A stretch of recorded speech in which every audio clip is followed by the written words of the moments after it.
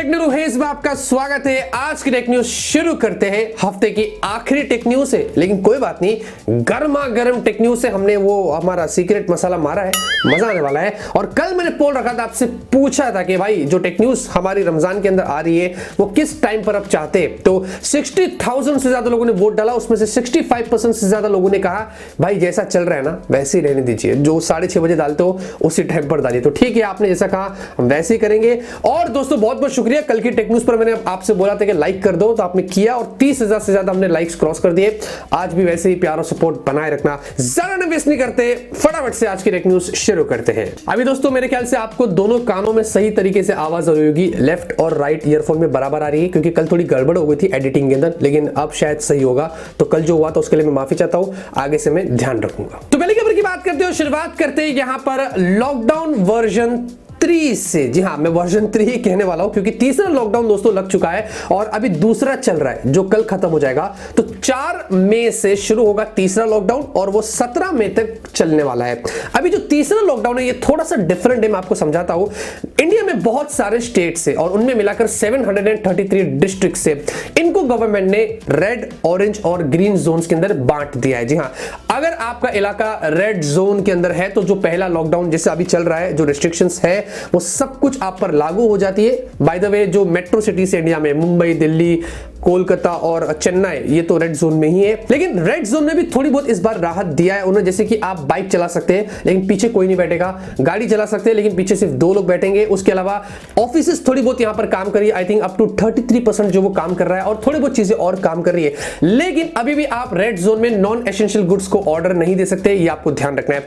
Orange zone है, उसको आप बीच वाला बोल सकते हैं, थोड़ी बहुत चीजें यहां पर काम नहीं करेंगी लेकिन बहुत सारी चीजें यहां पर काम करेगी, और इसमें एसेंशियल गुड्स के अलावा नॉन एसेंशियल गुड्स भी आप ऑर्डर दे सकते हैं। और फाइनल आता है ग्रीन जोन, जिसके अंदर बहुत सारी राहत यहां पर दी गई है, मतलब काफी सारी चीजें यहां पर लोग कर सकते हैं। लेकिन फिर भी पूरे नेशन में क्या क्या चीज एकदम टोटली बैंड है, वो ये है कि बस, फ्लाइट और ट्रांसपोर्ट की जो सर्विस होती है, जिम, थिएटर, मॉल्स, ये सब कुछ तो वैसे भी टोटली बंद है, जहां पर बहुत सारे तादाद में लोग गैदर होते हैं, ये तो नेशन वाइड वैसे भी बैंड है। तो आपने ये लिस्ट देख लिया, यहां पर पोल रखता हूं, वोट डाल के बताइए कि आपका इलाका रेड, ऑरेंज और ग्रीन जोन में से किस में आता है, वो आप मुझे जरूर से बताना। और साथ में आरोग्य सेतु ऐप जो है उसको अब गवर्नमेंट ने मैंडेट कर दिया है, किसके लिए, जो प्राइवेट और पब्लिक सेक्टर्स में जो एम्प्लॉइज है उनके लिए। दूसरी चीज, जो कंटेनमेंट जोन होता है जहां पर सिटीजंस भी है, वहां पर भी आरोग्य सेतु ऐप को उन्होंने मैंडेट कर दिया। तो ये सारी चीजें अब गवर्नमेंट ने कर दी है लॉकडाउन 3 के अंदर। इसके बारे में दोस्तों आपको क्या लगता है, जो भी आपकी राय है वोट के साथ में आप कमेंट करके बता सकते हैं। तो यहां पर दोस्तों ग्लोबल स्मार्टफोन शिपमेंट की रिपोर्ट यहां पर निकल कर आ चुकी है Q1 2020 की, जनवरी, फरवरी और मार्च की। अगर इसको पिछले साल 2019 से कंपेयर करते हैं तो पिछले साल Q1 में 31.39 करोड़ स्मार्टफोन्स शिफ्ट हुए थे। इस साल Q1 के अंदर 21.25 करोड़ स्मार्टफोन शिफ्ट हुए। इसका मतलब पिछले साल से इस बार 13% की यहां पर गिरावट हुई है, जो ऑब्वियसली एक्सपेक्टेड था। लेकिन यहां पर उन्होंने लिस्ट भी शेयर करी कि कौन सी कंपनी ने कितना फोन बेचा है और टॉप 5 कंपनी कौन सी है ग्लोबल शिपमेंट के अंदर। तो यहां पर आप देखेंगे सैमसंग सबसे पहला है, फिर हुआवे, फिर एप्पल है, फिर शाओमी है और फिर वीवो है। ऊपर की जो टॉप 3 कंपनी से इन सबको यहां पर गिरावट देखने को मिली है पिछले साल से अगर कंपेयर करें। लेकिन शाओमी और वीवो ही ऐसे हैं जिनको यहां पर ग्रोथ मिली है, जो काफी सरप्राइजिंग बात है। इतना ही नहीं दोस्तों, रिकॉर्ड ब्रेकिंग बताया जा रहा है कि अप्रैल के महीने के अंदर, जो भी पिछला महीना गया अप्रैल का, इंडिया में 0 सेल हुई थी। 0, एक भी स्मार्टफोन्स नहीं बिके थे और ना ही स्मार्टफोन्स लॉन्च हुए थे इंडिया के अंदर, जो बहुत ही बड़ी बात है। 0 सेल हुई थी। अब देखते हैं मई के अंदर ये जो राहत आई है, अभी कितने फोन्स बिकते हैं और क्या कुछ खास होता है और कितने फोन लॉन्च होते हैं, ये तो हमें थोड़े दिनों में ही पता चलेगा। तो यहां पर दोस्तों OnePlus की तरफ से बहुत ही इंटरेस्टिंग खबर आ रही है, और OnePlus Z, जी हां, ये जो स्मार्टफोन है जो जुलाई के महीने में लॉन्च होने वाला है, ऐसी लीक्स और रूमर्स आ रही थी। अब जिन्होंने ऐसा बताया था कि जुलाई में लॉन्च होगा, मैक्स जे, उन्होंने वापस से एक नया ट्वीट किया और यह बताया कि OnePlus जो Z होगा दोस्तों, इसमें आपको Snapdragon 765G वाला प्रोसेसर मिलेगा और ऑब्वियसली 5G के सपोर्ट के साथ में आएगा। लेकिन इतने टाइम से लीक्स और रूमर्स आ रही थी कि इसमें MediaTek वाला प्रोसेसर होगा 800 या 1000 वाला।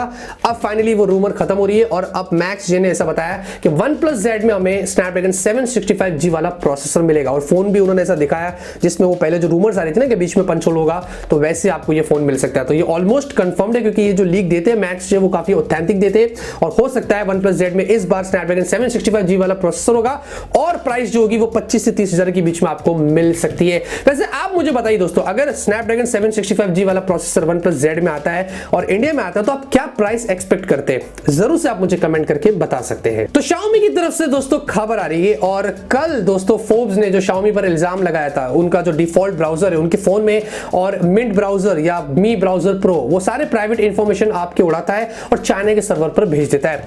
अभी इस पर Xiaomi ने रिप्लाई दिया था, एक ब्लॉग पर उन्होंने सारी इंफॉर्मेशन दी थी कि हम किस तरीके का डेटा लेते हैं और किस तरीके का डेटा भेजते हैं। वैसे मैंने इस पर एक वीडियो बनाया था सुबह के अंदर, आप जाके देख सकते हैं। तो मैंने सिर्फ वही बताया जो Xiaomi ने आपको बताया था, मैंने अपनी ओपिनियन यहां पर नहीं दिया था क्योंकि मेरी रिस्पांसिबिलिटी थी कि Xiaomi ने जो रिप्लाई दिया है, और अगर आप Xiaomi के फोन यूज करते हैं तो आपको जानना जरूरी है कि Xiaomi उसके बारे में क्या कहता है। बस बात यह कि अब दोस्तों जो मैं एक्सपेक्ट कर रहा था मेरी ओपिनियन के तौर पर, वो मनु कुमार जैन ने किया है। उन्होंने इन पर्सन आके एक वीडियो बनाया यूट्यूब पर और लोगों को समझाया कि एग्जैक्टली ये चीज क्या है और हम किसी का भी प्राइवेट डेटा ऐसा नहीं लेके जाते, क्योंकि इंडिया में जो डेटा है ऑब्वियसली किसी भी चीज का वो लोकली स्टोर्ड होता है, तो इट मेक्स सेंस कि ये लोग नहीं भी करते होंगे। अब अगर हम Xiaomi को अक्यूज कर दे दोस्तों, तो फिर ऐसे तो बहुत सारी कंपनी से यार किसी एक ब्रांड को टारगेट करने से सही नहीं है। देखिए मैं एज ए यूट्यूबर मैं एक स्पेसिफिक ब्रांड को टारगेट नहीं कर सकता हूं, मैं बायस्ड नहीं हूं, मैं अनबायस्ड हूं। बहुत सारी कंपनीज करती होगी, तो किन किन को आप पकड़ेंगे, बात तो ये। तो एज ए यूट्यूबर मुझे न्यूट्रल रहना पड़ता है, तो जो था मैंने आपको यहां पर बताया। और जो मैंने पोल रखा था सुबह में, उसमें भी मिक्स्ड रिएक्शन था। काफी सारे लोगों ने बोला कि हाँ डेटा चोरी करता है, बहुत सारे लोगों ने ये भी कहा कि नहीं करता है। तो मैं उन लोगों के साथ में हूं जो न्यूट्रल है, मैं बायस्ड नहीं हूं। तो अगर आपको देखना है कि मनु कुमार जैन ने इस पर फाइनली क्या रिप्लाई दिया, तो मैं आपको डिस्क्रिप्शन कमेंट में वीडियो की लिंक देता हूं, आप वहां पर जाके चेकआउट कर सकते हैं। उसके बाद आपकी जो भी राय है वो आप कमेंट करके बता सकते हैं। तो यहां पर दोस्तों सैमसंग की तरफ से खबर आ रही है और सैमसंग दोस्तों अपनी एम सीरीज में एकदम से एंट्री लेवल स्मार्टफोन पर काम कर रहा है। एम सीरीज में M10, M10s वगैरह जो आ रहे हैं उससे भी एकदम नीचे एंट्री लेवल वाला स्मार्टफोन आएगा M01 के नाम से। गूगल प्ले कंसोल पर ये फोन लिस्ट हो गया है और इसमें बताया जा रहा है कि आपको एक HD+ की डिस्प्ले मिलेगी और साथ में इसमें दोस्तों स्नैपड्रैगन 439 वाला प्रोसेसर होगा। तो इससे पता चलता है कि ये बहुत ही एंट्री लेवल वाला फोन है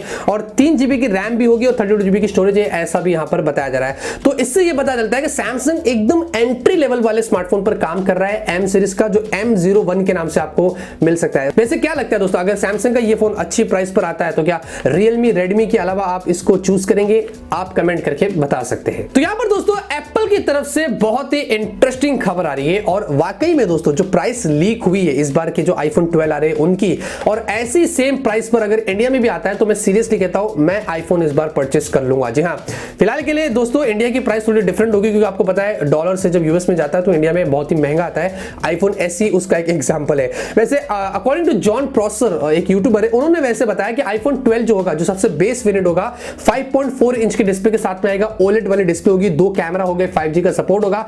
इसकी जो प्राइस होगी वो 49,000 से स्टार्ट होगी, मैं आपको कन्वर्ट करके बता रहा हूं। फिर उसके बाद iPhone 12 का 6.1 इंच वाला है, इसकी जो प्राइस होगी वो 56,000 के आसपास होगी। फिर iPhone 12 Pro आ रहा है, ये भी 6.1 इंच का होगा लेकिन इसमें कैमरा वगैरह इंप्रूव करेंगे, इसकी प्राइस होगी 75,000 के आसपास। और फिर आ रहा है iPhone 12 Pro Max जो कि कुछ 83,000 के आसपास हो सकता है। जी हाँ, तो ये जो प्राइस निकल कर आई है पुराने वाले से कंपेयर करते हैं तो काफी सही है। और इंडिया में देखा जाए तो iPhone 11 जब आया था तो 65,000 के आसपास था और iPhone 12 यहां पर जो है वो अराउंड 50,000 से शुरू होता है, तो बहुत ही जबरदस्त प्राइस है। मुझे नहीं लगता इंडिया में इतना चीप आएगा। वैसे आपको क्या लगता है, अगर ऐसी प्राइस पर एप्पल के फोन्स इंडिया में लॉन्च होते तो क्या आप परचेस करेंगे? आप कमेंट करके बता सकते हैं। तो यहां पर दोस्तों Realme की तरफ से आज बहुत ही अच्छी खबर आ रही है और सुधांशु अंबोरे ने एक नया ट्वीट डाला जहां पर उन्होंने Realme X3 सुपर जूम वाला जो फोन है उसकी स्पेक्स यहां पर बताई है, थोड़ी बहुत स्पेक्स उन्होंने यहां पर बता दी है। बताया कि इसमें 4200 mAh की आपको बैटरी मिलेगी और 30 वॉट के फास्ट चार्जिंग का आपको सपोर्ट मिलेगा। तो ये थोड़ी चीजें उन्होंने यहां पर बताई है और ये उनका कोई सोर्स है उसके द्वारा यहां पर पता चल रहा है। उसके अलावा दोस्तों ऑब्वियसली Realme X3 जो आ रहा है सुपर जूम जो आ रहा है उसमें आपको AMOLED डिस्प्ले मिलेगी और 90 हर्ट्ज या 120 हर्ट्ज वाली रिफ्रेश रेट होगी और स्नैपड्रैगन 855 प्लस वाला आपको प्रोसेसर मिलेगा। और उसके अलावा Realme जो X3 जो सीरीज होगी इनमें से एक आपको एक 5G वेरिएंट भी मिलेगा और इंडिया में भी ये सारी चीजें आपको बहुत जल्दी देखने को मिल सकती है। प्राइस देखते हैं कि क्या होती है। Realme X2 Pro तो ऑलरेडी अवेलेबल है, 25,000 से ऊपर उसकी प्राइस है। इनकी प्राइस रियलमी क्या रखता है ये तो जब आएगा तो ही हमें पता चलेगा। क्या आपको पता है कि दोस्तों गूगल ये वर्ल्ड की लार्जेस्ट सर्च इंजन कभी बना? आपको लग रहा होगा कि अभी बहुत टाइम पहले ही बना होगा, नहीं, 20 साल पहले 2000 के अंदर ही गूगल उस टाइम पर वर्ल्ड की लार्जेस्ट सर्च इंजन बन चुका था। जी हाँ, तो आज की न्यूज़ पे खत्म। उम्मीद करता हूं आपको आज की टेक न्यूज़ पसंद आएगी। अगर आपको पसंद है आप जरूर से इस वीडियो को लाइक करिए, नीचे वाला वीडियो जरूर से जाकर देखना, नए तो सब्सक्राइब कर लेना। मिलते हैं आपसे अगले वीडियो में एक नए वीडियो के साथ। Till then have a great day and always keep smiling.